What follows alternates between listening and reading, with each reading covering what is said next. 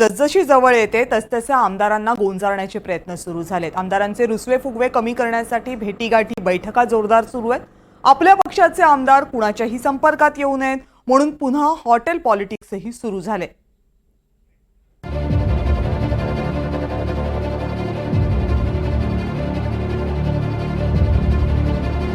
गणपती बाप्पा, विधान परिषद निवडणुकीचं तेवढं बघ, 2 आमदार निवडून येऊ दे, हेच साकडं अजित पवार आणि आमदारांनी सिद्धिविनायकाला घातलंय। दुसरीकडे बहुजन विकास आघाडीचे ठाकूरांनी आधी शरद पवारांची आणि शेकापच्या जयंत पाटलांची भेट घेतली। पाठोपाठ ठाकूर मुख्यमंत्री एकनाथ शिंदे आणि उपमुख्यमंत्री देवेंद्र फडणवीसांना भेटले। हे सगळं घडतंय कारण विधान परिषद निवडणुकीचं मतदान 12 जुलैला होत आहे। बहुजन विकास आघाडीच्या ठाकूरांकडे 3 आमदार आहेत। त्या 3 आमदारांवर महाविकास आघाडी आणि महायुतीचा डोळा आहे। शिवसेना, ठाकरे गट, भाजपा आणि राष्ट्रवादीच्या आमदारांना खबरदारी म्हणून 5 स्टार हॉटेलमध्ये ठेवण्यात येणार आहे। आपण नेहमीच चांगल्या कामाची सुरुवात दर्शन घेऊन करतो। कुठं कोण पांडुरंगाचं दर्शन घेतं। आज आम्ही मुंबईत असल्यावर सिद्धिविनायकाच्या दर्शनाला राष्ट्रवादी काँग्रेस पक्षाचे तमाम आमचे सहकारी आले, लोकप्रतिनिधी आले आणि व्यवस्थितपणे दर्शन घेऊन आता आम्ही आमच्या पुढच्या कामाला चाललेलो आहे।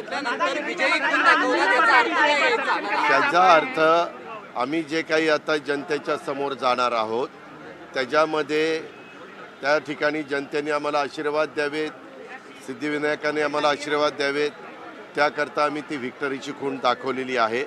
शेवटी जनता जनार्दन सर्व काही असतं आणि तो मतदार राजा आहे।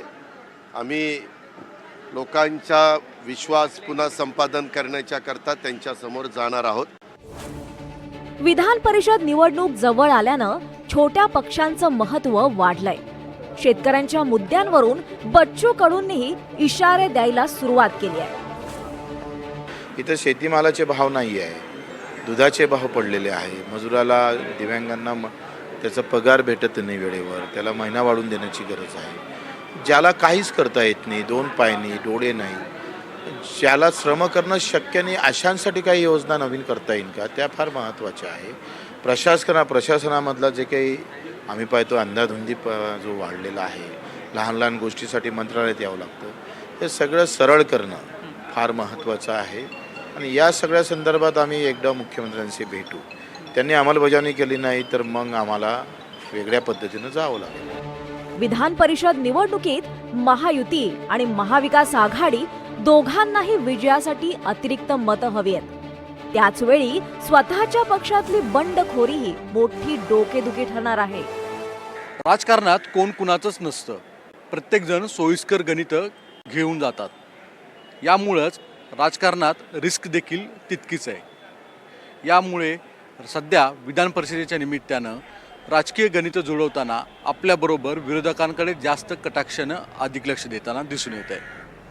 व्हिडिओ जर्नलिस्ट प्रतीकसह सागर कुलकर्णी, NDTV मराठी, मुंबई।